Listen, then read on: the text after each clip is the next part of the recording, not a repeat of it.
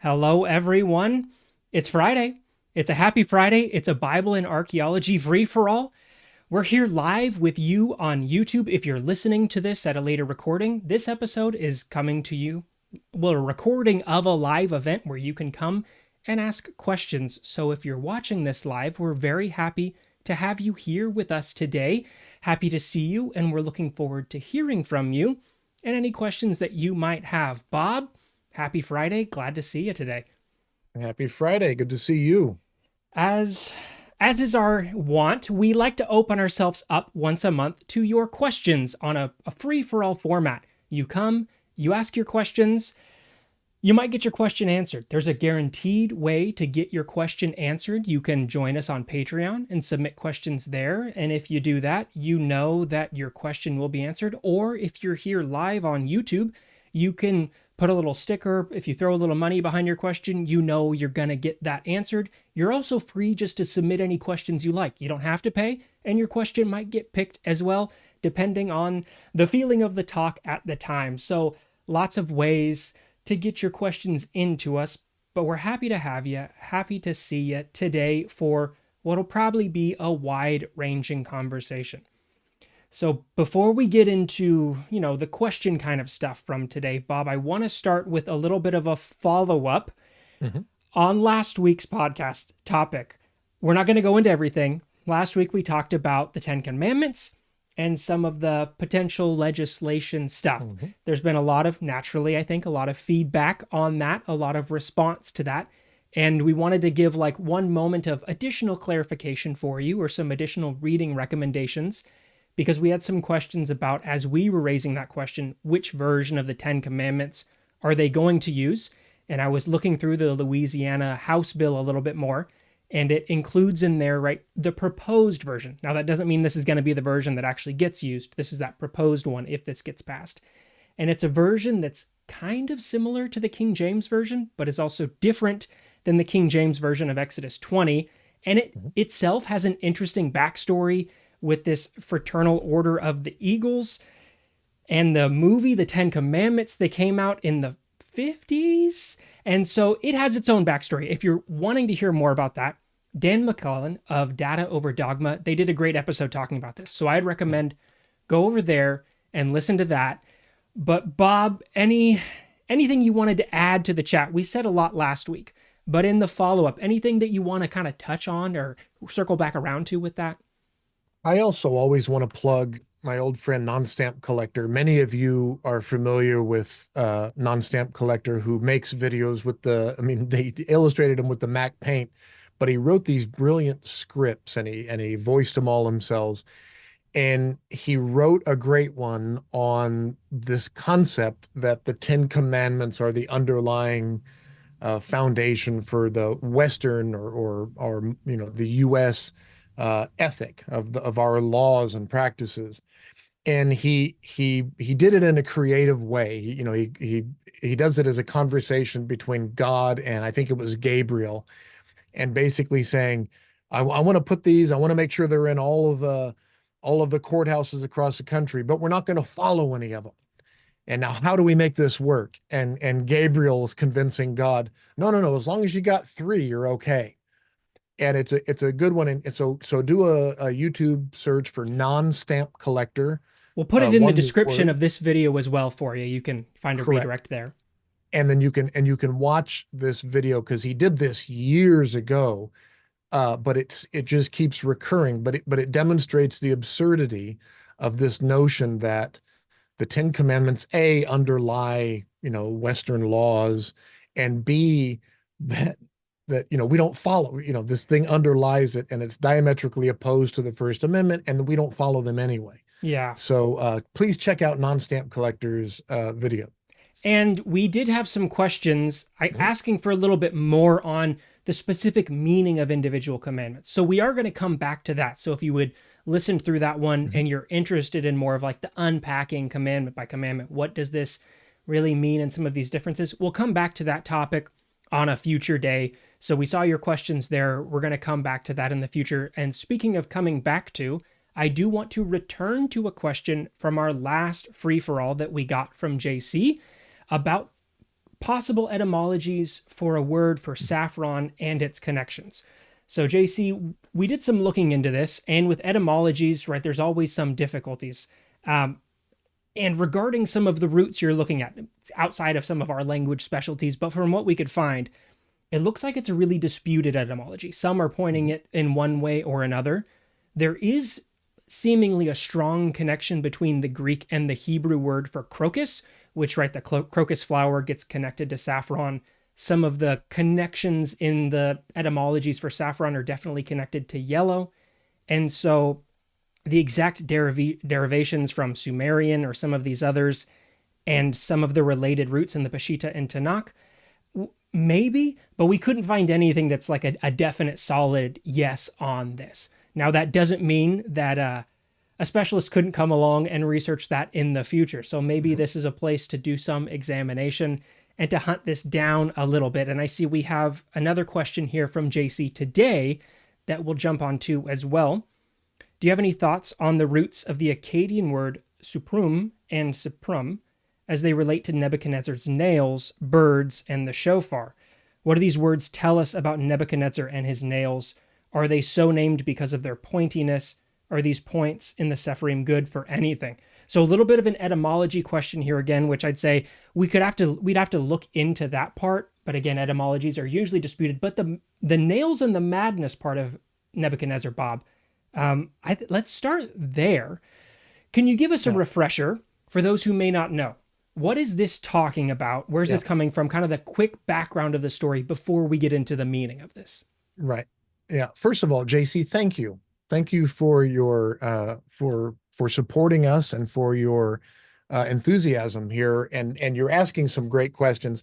Let me just start off by saying etymologies are always complex. If you want a proof of this, go to BDB, go to Halot, and once you look at the definite, you look up a root word, the three letters there, and you start looking for the definition. Before you get to the definition, you'll see all of the different articles, all of the different scholars who have pontificated, offered their suggestions on where particular roots come from. And they don't always agree. And some scholar will say it comes from this and Akkadian, and some scholar will say, no, it's actually from this root. And that's where you can get those arguments of was this a hollow verb?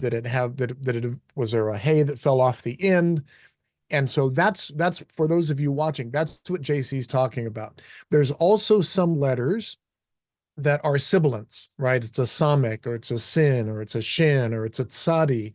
And maybe these, and I argue this in my book, these can get swapped out. They can get changed. And when that happens, maybe two words that are different today were originally derived from the same root. You also, if you studied Aramaic, you know that some letters get transposed, right? And not transposed, but replaced. So the sibilants can become a T sound, right? So shalosh becomes thalat, right? This sound. So the tavs can replace sibilants. And so you have to really study these. The problem becomes when you get all of these rules compounded onto each other. Not only do we have trouble looking at them, but the ancient scholars, the rabbis and people who were looking at this, began to, let's say, make up certain etymologies that were based on their theological desires. Let's just call it what it was, their apologetic desires, to craft some new explanation for why something said what it said. In the Bible, when it says, by the way, he named them, he named his son this because, and then they give an explanation.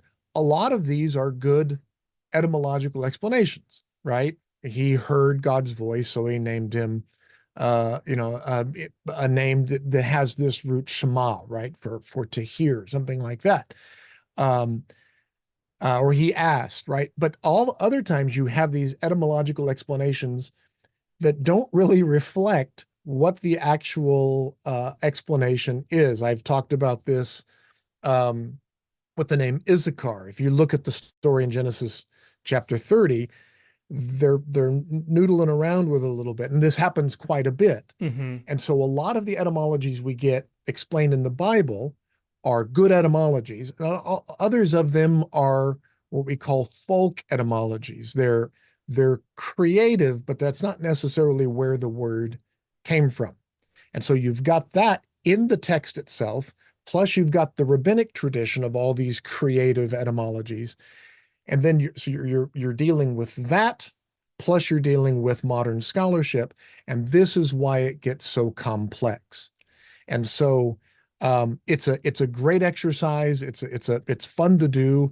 And if you're a philologist, right, a super nerd who does languages like this is what we do. We just rip these texts apart. And if you can find similarity with this text or with this word and with this word, you write your article, you get it published, and you make a suggestion, and maybe you end up as a footnote in one of these You dictionaries. might get a footnote, but it You is might get a interesting footnote. as you're mentioning, like how many arguments can grow from or can be based Yes. from one of these, and sometimes just depending on when that was made or who made it, even if it's kind of weak, it will continue to get propped up because individual X, who is well respected, said this, and you have to overcome that hurdle to propose anything else. So dealing with these etymological arguments Mhm.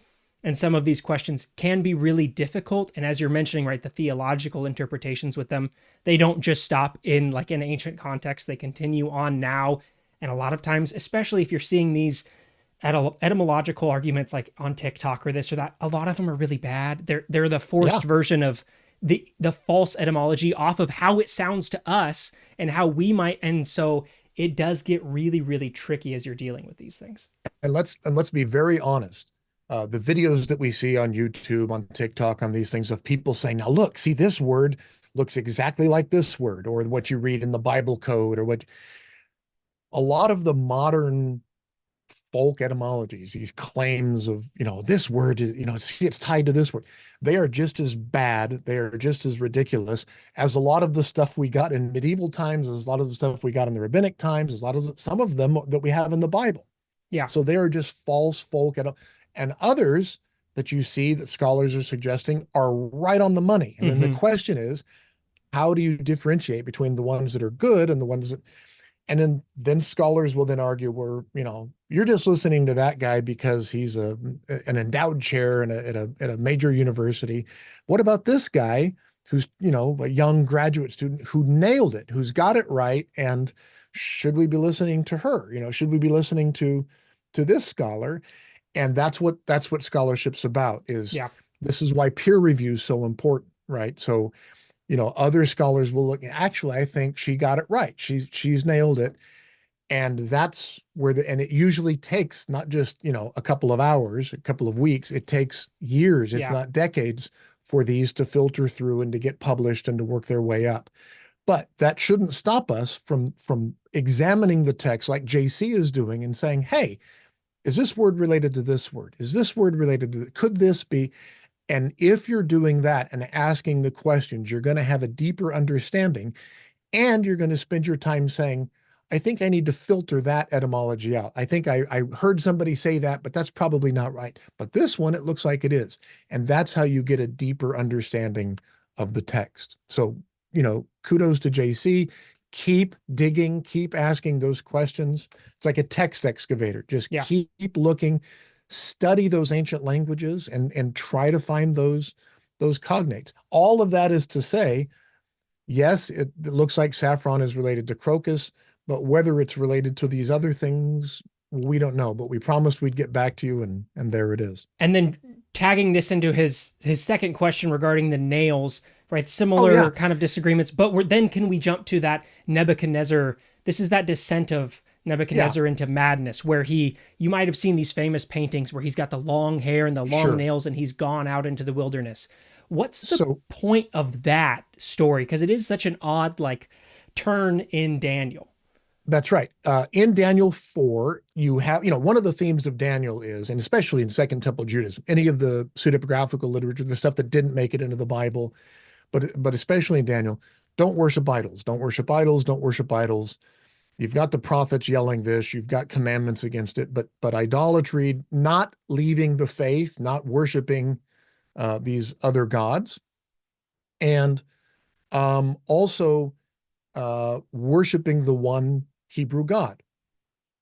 Even though the Jewish people are occupied, they're either under Babylonian exile, they're under Persian control, later on they're under Hellenistic control.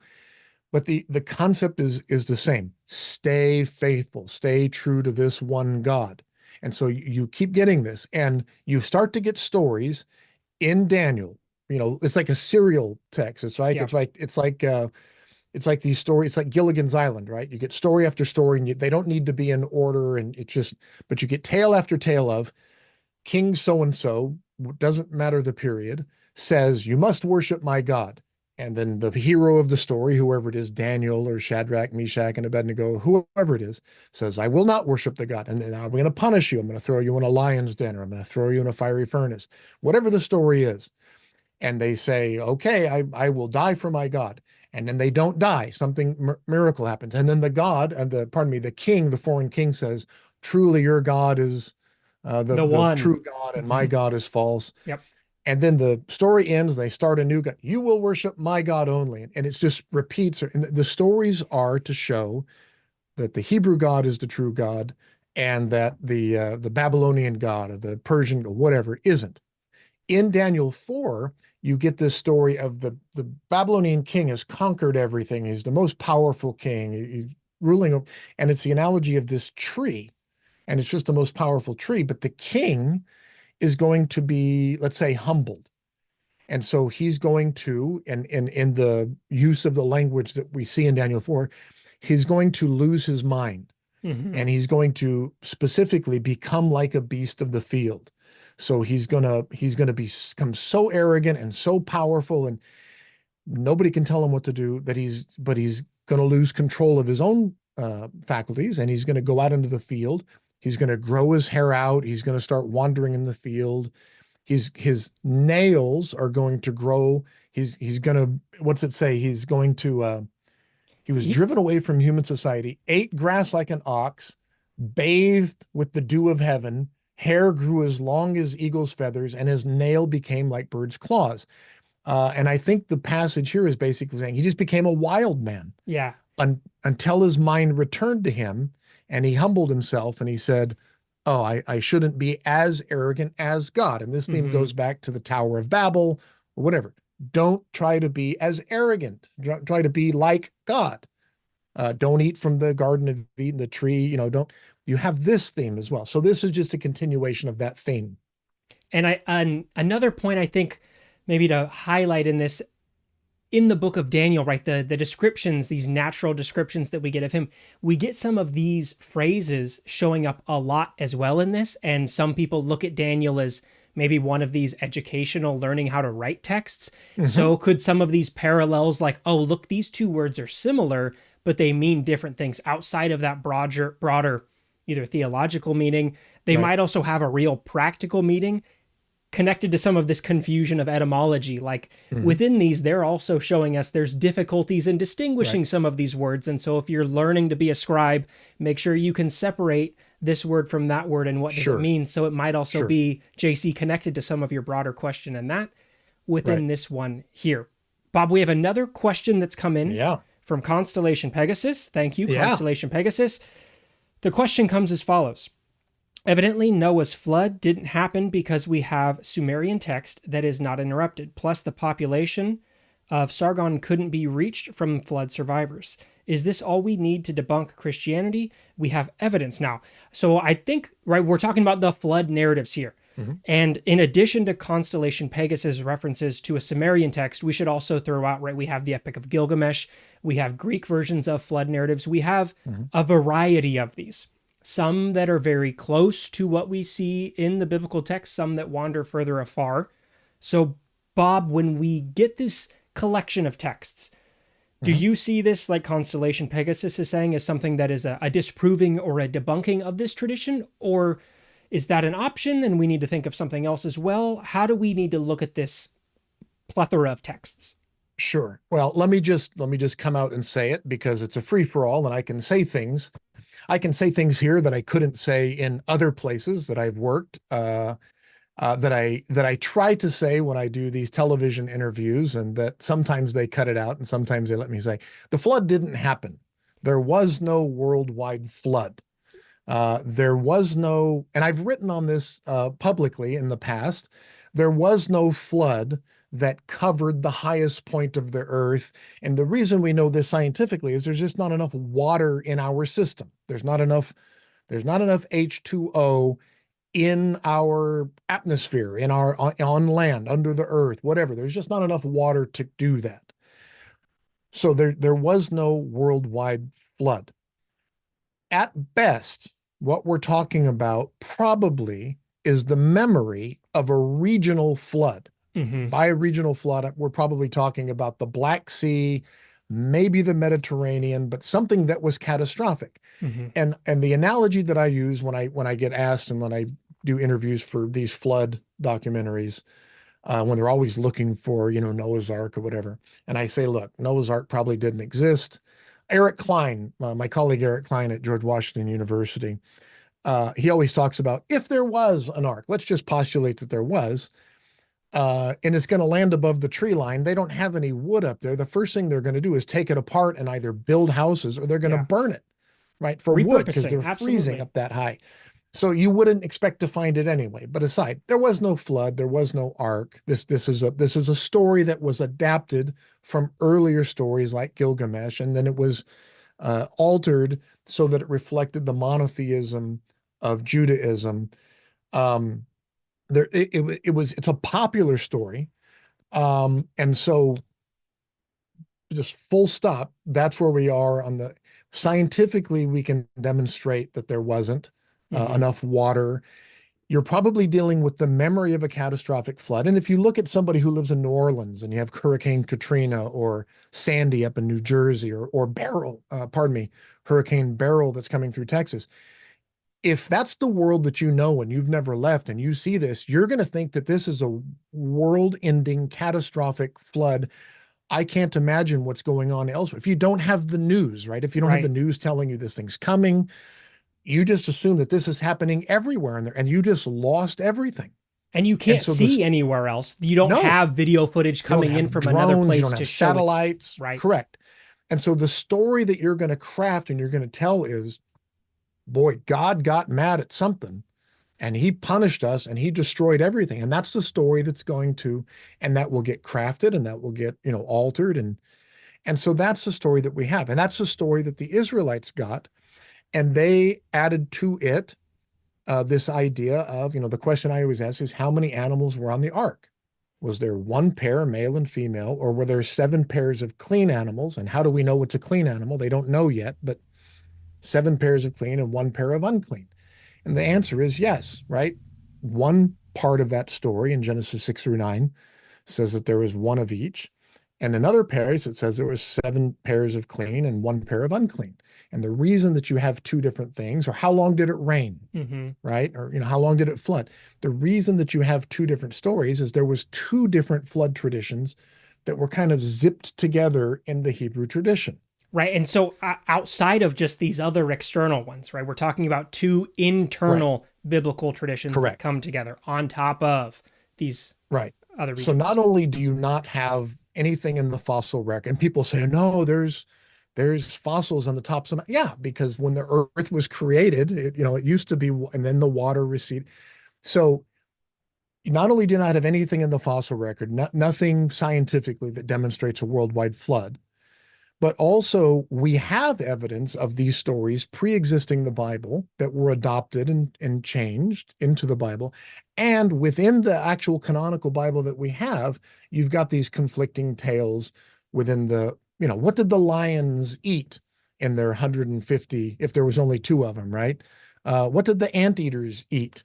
While they're, there's certain, some of these animals have to eat a lot of, how did the kangaroos get, and again, I will refer you to my colleague, Non-Stamp Collector. One of his most popular videos, most viewed videos, is this two-part on Noah's Ark. So again, I'll push you to Non-Stamp Collector. He made this incredibly thoughtful video about the problems with the Noah's Ark story from a humorous point of view. It's actually quite funny to watch. So in three different ways, you didn't have Noah's Ark. Now, if you look at the Sumerian texts, if you look at these early Akkadian texts, it just continues to demonstrate, based on the evidence that Constellation Pegasus is talking about here. And again, thank you so much for your generosity. Thank you for your question. Based on this evidence, you can see that these stories predated the Bible and that they were adopted. They talk about a barge, a circular barge, and you can see, was it Irving Finkel at the British Museum always talks about this. They found this text in the basement of the British Museum. And it was basically a circular barge, and they would turn it and bring in the animals, and they saved the animals. And then they let it down, and this is how they repopulated. By the way, what's Noah do? The first thing he gets off the ark is he kills some of them and offers them as something. And then gets drunk. The fun, yeah, and then he gets the fun afterward drunk. Of Noah's Ark that usually gets scoped when we're doing the felt board version of this in Sunday school, right? We skip over the maybe how many of this and that. Then we also skip over this Noah's drunkenness part and we move right along. Right. Although, I've been out fishing with my friends and the getting, he'd been stuck on the boat with the family for too long. He was ready, planted that vineyard. It was time.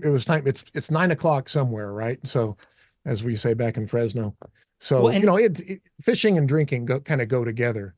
With some of these competing traditions, though, right? There's the question of, does this disprove one or the other? Is this the memory of inside the competing traditions? It is very interesting to look at them and where they choose to walk different directions. If we're saying they're working off of one central memory and how they choose to frame themselves as humanity or their relationship with their deity, their sense of control or not, it's very nice. I think it's a nice, helpful way to try to get a sense of who are the people saying that they are in these stories. You can go down the let's try to argue which one disproves another, but then you have to pick which one you think is first. And is it because we have the archaeological evidence? Does that prove that it's older than the one that we don't? Not necessarily. Right. So the debunking side of that can get hard, but the value of the plurality of them is great. Right. That's right. And again, Constellation Pegasus, thank you again for your support and your generosity. You make an excellent point here. And the point is, in addition to the pre-existing texts, in addition to the lack of scientific evidence, geological evidence, in addition to the contradictory texts that we have in the Bible, you're right. There is no gap of human activity. Right. So this story, one of the things, the flood story is trying to achieve many things. One of it is an etiology for where do rainbows come from. And I use this example all the time. They would see this color after it would rain, and they would say, where does this come from? And they didn't know about water droplets acting like prisms that refract light. They didn't know that. So they would say, let me tell you a story, right? And again, it's a bow that represents an archer's bow that says, if I ever flood the earth again, may this happen to me. This is God saying. And that's just like when he cut the animal and walk through it, So this is God making a promise. I'm not going to do this again. The bow part of this, the archer part, I think is worth, right, before we can take a pause for everyone to lay that out. That, we're talking about rainbow. In the Hebrew text, it is an archer's bow, right? God hangs God's weapon in the sky as this like threat of violence against myself. It's so, is it a fun, right, nice look at this pretty rainbow in the sky, or this is that sign of divine violence that's now looming over you? Kind of change how you feel about this thing, but continue on. No, but that's exactly it. It's a promise that I won't do it upon pain of death to me, the deity. It's like when God promises Abram and he makes the covenant with Abram and he takes the animal and he cuts it in half. Abram walks through it, and then that pot of fire kind of floats through it as if to say, you will be cut in half if you break this, but so will I. So God's willing to go through these ceremonies, these rituals in order to do this. And again, Constellation Pegasus, thank you so much for your support. I would agree. Now, again, I always stop short of saying apologists, can't defend it. It's a fatal shot because, you're talking about Judaism and Christianity, you're talking about billions of followers, and you're never going to just say, okay, that's the end of Christianity, right? That's the end of Judah.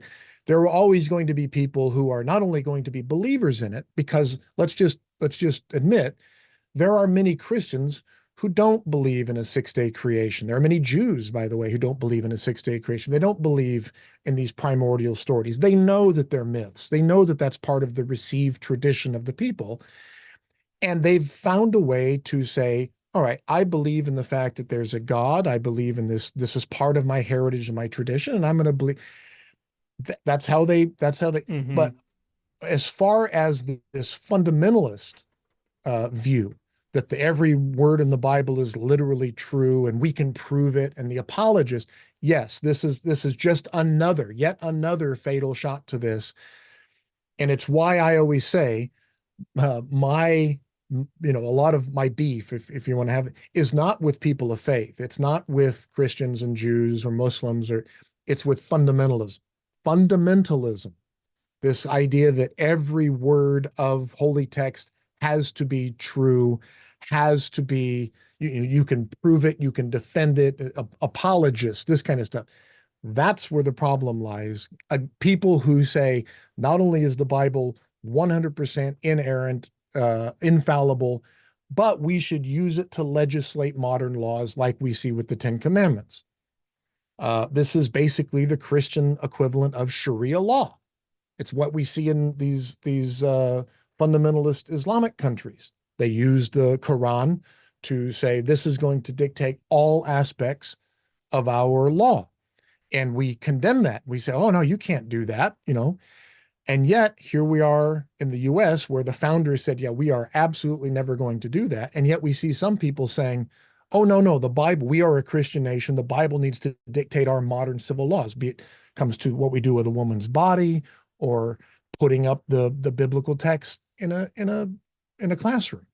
And so when it comes to fundamentalism, yeah, I'm going to stand up and say something because it's so easy to refute. So thank you, Constellation Pegasus. You have pointed out yet another problem with this. There's no break in the evolution of the growth of the human population. We just don't have it. It's not there. The humans don't disappear around the earth. It's, by the way, 6,000 years ago. That's what you would have to believe if this is going to be literally true. It's just not there. So thank you for your questions, Constellation Pegasus. Much appreciated. We're going to go to a question from a Patreon supporter. If you enjoy the podcast, you can help support this on Patreon, where you can join there. And if you are a Patreon supporter, you can send in questions that will either be answered during a free-for-all or could be brought in to be an episode topic itself. And this question comes to us from Noah. This question is about Genesis 3:8 and God walking in the garden. They want to know, how does the Hebrew word that gets translated as sound, the Hebrew word kol here, how does kol function in this verse? Do they hear God walking or his call or God's voice? This is a sudden change of anthropomorphism of God. Why is God walking on earth in the Garden of Eden? Could it be that the garden was a metaphor for a holy place? So staying here again in Genesis, looking at Genesis 3 and the story of God walking in the garden. In Genesis 3:8, I think it's worth kind of just reading through the text with everybody. The NRSV translates it as, they heard the sound of the Lord God walking in the garden at the time of the evening breeze, and the man and his wife hid themselves from the presence of the Lord God among the trees of the garden. So our word in question here is that they heard the sound of the Lord God.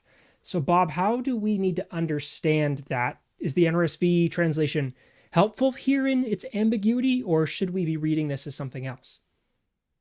Yeah, this is a great question, Noah. Thank you for the question. I think the NRSV, even though I don't like the word sound here, I would prefer its as voice, because kol is the Hebrew word for voice. It can also be sound, but it's also the word for thunder, but it's clearly not thunder here. And the ambiguity, the reason that I think Noah's asking this question is in the Hebrew, Vayishma'u, right? And they heard et kol Adonai Elohim, right? The voice of the Lord God. and then it's mithalek, right? Walking. So the question is, what does mithalek, what does walking refer to? Does it refer to Adam and Eve, right? And they heard the voice of the Lord God while they were walking, while Adam and Eve were walking, or did they heard the sound or the voice of the Lord God while he was walking, Hmm. right? Because it's in this hitpael, and it's so the question is it an anthropomorphic text where God's actually walking around, stumbling around and making noise and they Kicking hear over him? branches and stepping on Right, leaves. right, right. And he's just eating fruit or whatever. And he's making noise and they hear him, and so they run and hide, which is what it says. And they hid himself from the presence of the Lord. And then God's like, "Where are you guys?" Because apparently in Genesis 3:9, God is not omniscient. He doesn't know everything. He's actually like, "Where are you guys?" And apologists will say, "Well, he's clearly just pretending, right? He's trying to bust him. Where are you?" Like you do with kids when you know that they're hiding behind the curtains, right? This is the Uh, biblical origins of hide and seek, right? The yeah, game hide correct, and seek has its correct, roots here in the Garden of Eden. correct. But I think you have to read verse 8 with verse 10, because verse 10 will then say, "Vayomer et kolcha," right? And they said, "Your voice I heard," right? I heard your voice. Now here the object is coming before the verb, but he said, "I heard your voice," with the second masculine suffix on the word voice. So verse 10 kind of clarifies verse 8 for us, and it says, "I heard your voice," or your sound, you could Hmm. say, God. So that means that verse 8 is clearly saying that God was the one whose voice and or sound, he was the one making the sound. So we Hmm. should read verse 8 as, "And they heard the sound or the voice of the Lord God walking in the garden." So the voice or the sound is coming. So now whether it's the voice or sound, the NRSV goes with sound. Um, it doesn't matter, because it's the sound of the voice of God. They hear it, they run and hide, and then God plays the whole game with them of hide and seek. Basically, "Where'd you go? How'd you know you were naked? Why are you hiding?" And he's just trying to get them to admit what they had done. But And it's a great question. in the translation of this, it is a convenient way that if you want to play up the anthropomorphism of the scene or play it down, and just how you adjust the meaning of these words. I've heard an explanation of this before where it was a person who was uncomfortable with the idea of, right, God walking. And so they Right, leaned into the thunder reading of, like, oh well, no, it's just the rolling thunder going through the garden. And so God's right, not walking, but it's like the right, thunder passing through, because kol means thunder. And you go, I mean, but again, and how do you want to read these things of right, discomfort? And the apologetics within this can right, complicate things. But it is, right, one of these moments where, when we're seeing the later ideas of what God's allowed to do, or what the right. text is comfortable with God doing and Mhm. visiting people or not, and angels showing up to be the buffer, that in the garden, we do get this time, right? This ideal state. So then I guess the second part of Noah's question, do you think that this then leans into the garden as being a special holy place where God is allowed to walk amongst these things in a way that later, right, God has to hide Moses and say, you can't see me, you can only see my back? Or it's just in that primordial sense, and so No. it's outside And that? and the reason I'd say no is because you did an excellent video about God walking through camps Yeah. Yeah. and not wanting to step in poo, and the rationale for why, when you're in a camp, you're supposed to walk X amount of cubits outside of the camp, dig a hole, and poo in a hole, Mm-hmm. and then bury your.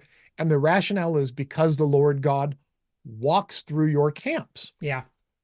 And then we get to decide whether it's because you don't want God to step in the poo, or he doesn't want to smell it, or doesn't want to see it, or whatever. But it does say that God's walking around in just a very profane camp. And so it's not just that it's just here, and then once this, God retreats, back to heaven. apparently God's down there wrestling with Jacob. He's walking around. There are many, many anthropomorphic texts early on of God just, going down to visit Abraham. I'm going to go down, and should we tell him what we're going to do down in Sodom? Uh, you have these texts. God was depicted as very much a human anthropomorphic individual with arms and legs and walking and getting angry and wrestling with Jacob, and he can't beat him, right? Let me go. I'm not going to let you go till you bless me, right? Yeah.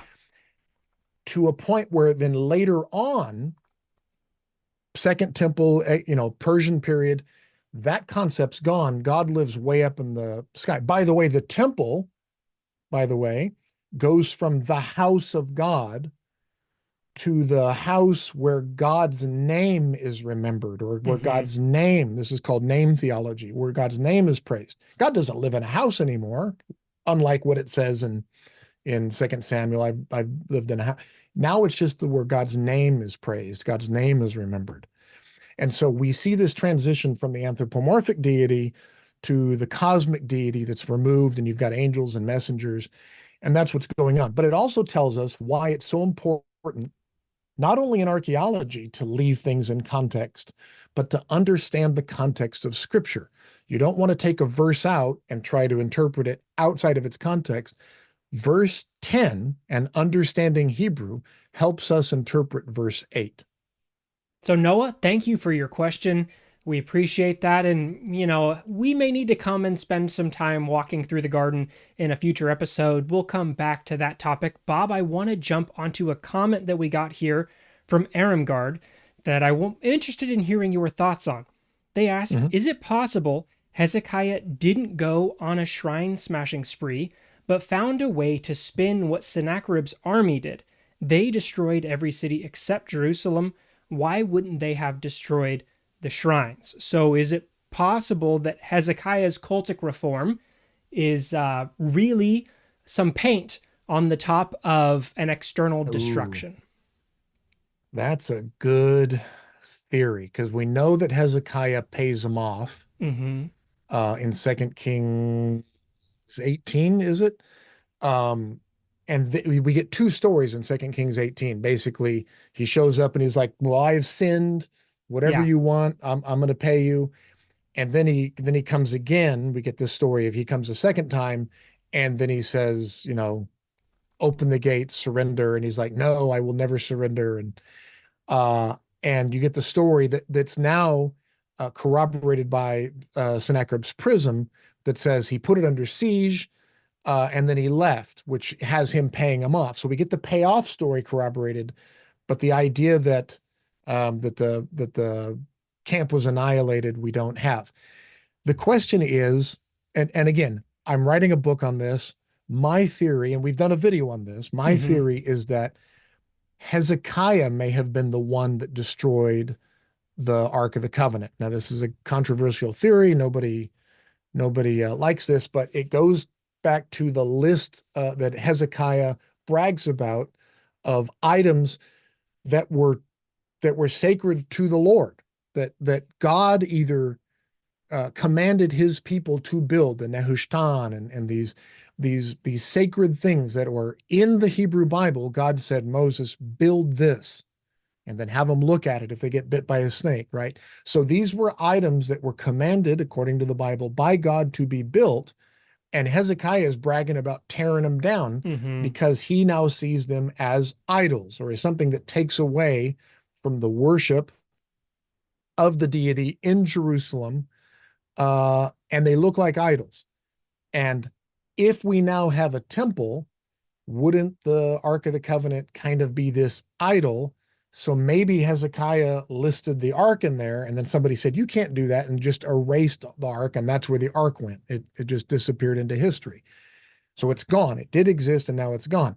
The question here is, maybe maybe Sennacherib took it, or maybe he gave it to Sennacherib, and they just whitewashed it by saying, I gave him the gold from the temple doors, I think it was. He stripped the gold off the temple doors. And one of the things he gave him was the Ark. And they just said, you can't do that. And they just erased it. it's certainly a possibility, but again, it's an argument from silence. Yeah. It's an absence of evidence argument. But so is mine, right? I just have to concede. It's an argument that I think works based on this movement from the Ark of the Covenant's not an idol, but it is, but it's not, but it is, to this later thing with Josiah and then into Second Temple Judaism, where it's like you just absolutely cannot have idolatry in any manner, where the Ark of the Covenant become, because we once that ark goes into the temple, you stop hearing about it. I think there's one passing reference to it. And So something happens to it. The Holy of Holies is a big deal, where yeah. the ark is supposed to be behind the curtain. You can't see it, but the temple takes on all the veneration that used to be ascribed to the ark. So it's a great suggestion. I like it. I'll look into it. Well, and the idea of, right, those, even the external, right, the other regional shrines, because normally that's like, yeah, Hezekiah is doing this cultic centralization. And by bringing all of the ritual practice into Jerusalem, into the temple, you're consolidating power with the priesthood and with the king. And Right. so I mean, it is interesting to think like, yeah, did you do that because you didn't really have any choice and everything Right. had been destroyed? And so now you're like, oh, wait. No, we did that. We brought Mhm. everything together. Yeah, that's an interesting alternative reading to It, that. That really flips like the power of that shift on its head of, you're not in charge of this, you're just responding now. and it works. I'm smiling because it works with my theory. So thank you. I'm certainly gonna like this idea because uh it works because Hezekiah is ultimately responsible for the destruction of the Ark of the Covenant, which is my theory, right? Which is what I'm suggesting. Hezekiah is the one that got rid of the ark. Now, did he give it to Sennacherib and say, "Here, take this. This is a lot of gold. This is our trophy, right? This is our symbol of the presence of our God. This is the thing that you're trying to capture and take anyway." It's the palladium, is it, right? Correct. If That's you're exactly reading what it is. the Trojan War, they go in and Right. they steal the palladium of Athena. We have And the same thing, and it's been given or taken by the enemies before. The Philistines took it and it travels around the cities, so we know within the biblical narrative it's been this prize that's sought in battles. So maybe. and it either wasn't included in the narrative or it was in the narrative and it got redacted out or whatever. What we know is that after this period, we don't hear much about the ark because it's all about the temple. They're a landed people. They're not a nomadic people. And Mm-hmm. we don't hear about a nomadic people looking for a portable presence until Ezekiel, right? And they're starting talking about the Merkavah. Yeah. So I like the idea. I see we have a couple of other questions coming in here. Yeah, so some good conversation with this. There's definitely some intrigue on that theory there with Hezekiah and Yeah, the no, I ark. like it. It's I'm gonna. yeah, I've never. I mean, no, that is a great That's a good Ermgard. theory. That's It's a a good great theory. question. I'm sure you might be hearing more about this in the future, certainly as Bob continues to work on this and mulls this over.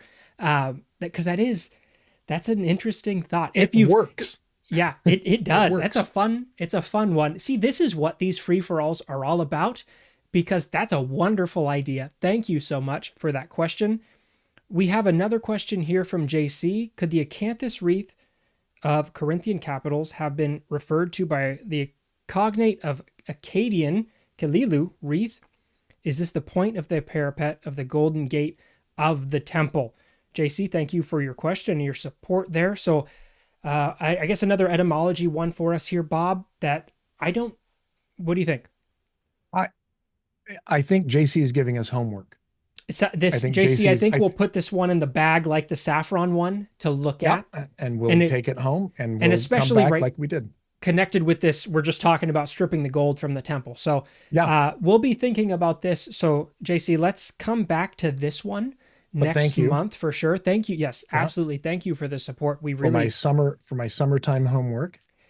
I mean, We when missed you're in and we school's year round, right? yeah, There's that's no right. break from That's the right. homework, whether it's assigned by the audience or by whoever. We appreciate the support. We appreciate the questions. So we'll look at that and come back to that one for sure, because we want to give you a good answer there.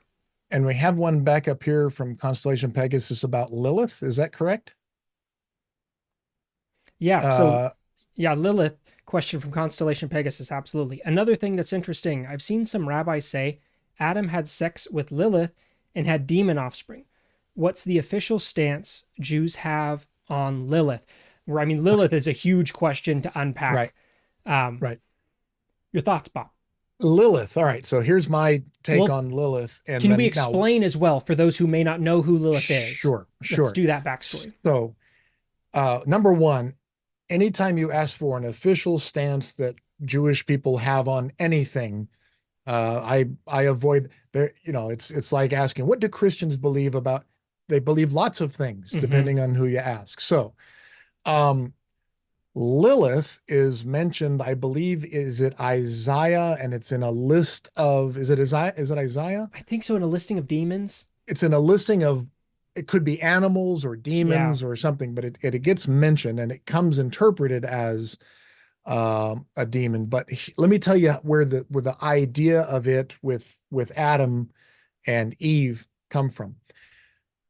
So there are two creation stories, Genesis 1 and Genesis 2. And the reason we talk about two creation stories is I like to ask my students, uh, in which order were things created? Okay. Were animals created first, or was Adam created first? And the reason I ask that question is if you read Genesis 1, you read that God creates, the heaven and the earth and the light and the stars and suns and moons and sky.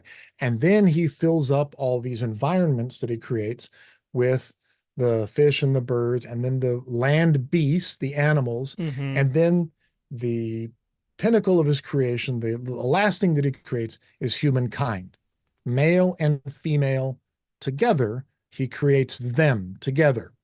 So it's like the end of it's like the end of a Broadway show when they do the encores, right? I mean, not the encore, when they come out and they put the curtain down, and the first guy out is the guy that played the tree, right? And the next is like the third supporting actor, and the second, and then the last two people are the Mm-hmm. stars of the show, and they come out and they take their bow and they're throwing roses at him and stuff like that. So Genesis 1, humans are the pinnacle of creation. They're the last people that come out, and the animals are created before them. If you read Genesis 2, it starts over. It says, before there was any dew, before anything was created, God made man. So it's a different story. It says God Mm-hmm. created man, and then man was bored. So then he brought these animals by, and we got to have somebody who's, it's a helper, right? Is some accompaniment, appropriate accompaniment. And so he brings by the dog, and best friend, but not a suitable. Porcupine's too pokey, elephant too big. And then he's like, I can't find anybody, right? And so he puts him to sleep, pulls the rib, creates woman, Eve. And now they've got Adam and Eve. Two different stories. The human, Adam, was created before the animals. Okay. So we know that we're dealing with two different creation traditions, just like we Mm-hmm. have two different flood traditions. Okay. Now, early on, that was fine. Seth Sanders talks about this when we interviewed him here on Bible and Archaeology. He talks about these were creation stories. Creation stuff goes at the beginning. We don't care that they don't match. These are our creation myths. We put them at the start. But there came a time in Jewish history where they needed these things to line up. They started to believe these stories as historical or as true. And so how do we make these apologetically match? How do we harmonize these stories? Right? Does this sound familiar with modern apologetics? If you have a story where Adam and Eve were created together in Genesis 1, and then you have a second story where Adam was created first, then all these animals, and then another woman was created second, the tradition came about that what happened in Genesis 1 was Adam and Eve, or it says them, doesn't Yeah. call, it says them, the man and the woman. The man and the woman are created, and the tradition goes that the woman left the man, And that right? she is Lilith, that first woman. Correct. We haven't named, I was Stepping on your holding it, right? toes. No, it's all right. It's right. So the woman leaves the man, right? And how awful is this? What a horrible, terrible woman. She ran off on her man, right? It's like becoming a country song. And so she leaves the man. And so then God takes the rib and creates this other woman who becomes Eve. And now you've got Adam and Eve, and they become the.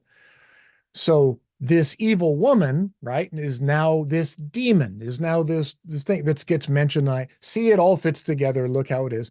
Oh, and yay, patriarchy. Look, women get to be evil, and man, and Eve is this helpmeet, and it all fits together in the patriarchal sense. And you have this woman, don't ever leave your man, right? And that's what they came up with. And so Lilith is an evil demon woman slash, and that's where this tradition came. That came to be the legend. So when Isaiah is listing off these things, he's talking about some kind of animal, but it gets interpreted as a demon. And then that gets harmonized into this. How do you reconcile two creation stories? Well, that first woman was somebody who ran off, clearly bad, must be Lilith, which is why I love, was it Sarah McLachlan, or who was it that came along and started this, like a Lollapalooza, but all women, all acts with women artists, and she named it Lilith Fair, which I just love that she did, because she took this thing that was always looked down upon, like Jezebel, right? Iron and Wine. Sam does a song called Jezebel, right? And they're trying to re-empower these names that were always looked down upon. They're saying Lilith is a good thing, Jezebel not a bad thing. Let's give some power to these women. But that's where the Lilith tradition comes from. It's an attempt to reconcile the two different creation stories at the beginning of Genesis. And two things. One, some help from the comments here. Isaiah 34:14 is that reference that we were looking for. So thank you for dropping that in. And a second, follow up. One of my favorite details with that Lilith origin is in part of the reason for her badness is that she refuses to be on the bottom when her and Adam, right, in the tradition that she wants to be on top during sex, and that is improper. And that's one of the things that leads into this. So we've got Lilith is an interesting story for sure, that then grows into all of this other stuff. So yes, thank you so much for that question, and an interesting topic for sure. Lilith, there's a whole lot to say in there. So thank you for that. But for today, I think that's our time for today. Thank you for everyone who joined us live and submitted your questions. Thank you so much for your support. If you're listening to this on replay or watching this on replay, thank you for tuning in. Feel free to join us next month for our live free-for-all. We're always happy to see you, hear from you. We appreciate your support either way. We'd love to see you there live if you have the chance. Bob, is there anything you want to close on for today? For those of you who aren't regular watchers, when you see me, and I do this in the classroom all the time, when you see me do this, this is me mocking the patriarchy, acknowledging that the text is a patriarchal text written during a highly patriarchal period. And anytime I do this, it's me mocking and acknowledging that this is a patriarchal thing and that we have to deal with this highly patriarchal text. Anyways, yes, thank you for tuning in. Thank you for all of the support. Thank you for the homework. Yes. And I see Constellation Pegasus just dropped another piece of homework in there, which we will address the next time that we're able to be with you on a Friday free-for-all. Yes, thank you for tuning in. For all of us here at Bible and Archaeology, I'm Jordan Jones for Bob Cargill. Until next time, look forward to seeing you then.